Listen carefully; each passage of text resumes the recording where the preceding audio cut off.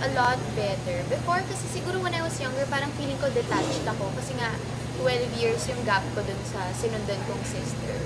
So parang, ay, hindi ka kasama, you're still a kid, ganyan.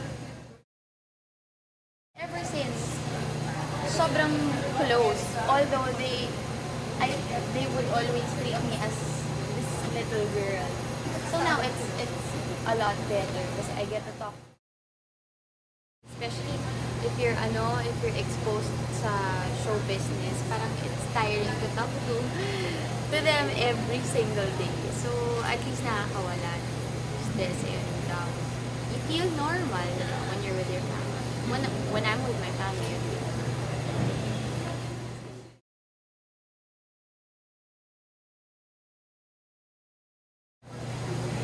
well, ever since, siya talaga yung inspiration ko. Um, well, we're all girls kasi. So, iba-iba sila ng roles. Yung panganay, para siyang mom ko. The third one, she's like my barkada, my friend. Si Ate Vina, siya yung talaga sa show business. Siya talaga yung naka-influence sa akin. When I was younger, I wanted to see myself on TV. Actually, once lang, sabi ko, gusto ko lang makita yung sarili ko on TV like ate. Or like dancing lang. Ganun lang. And then yun, since sinasama-sama niya ako sa shooting niya, sa tapings niya, one day, this producer called my mom and then they asked my family if okay lang na nagawin ko yung isang role which is bihira pa noon sa GMA pa.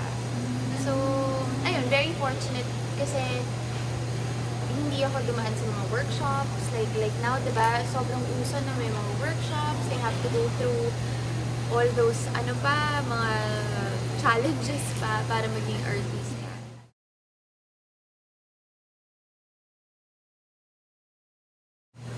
Go for it. Go for your dreams, diba? Although, honestly, mahirap siya talaga. Sobrang mahirap. You have to sacrifice some things. But masarap kasi you get to do what you love to do.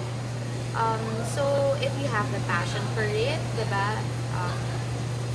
If you really love to, like, let's say, act or dance or sing, then go for it. You won't ever get tired. Look at me, I've been in the business for so long. There are days na parang, I wanna quit na, ganyan. Pero nangingibabaw pa rin yung passion ko for what I'm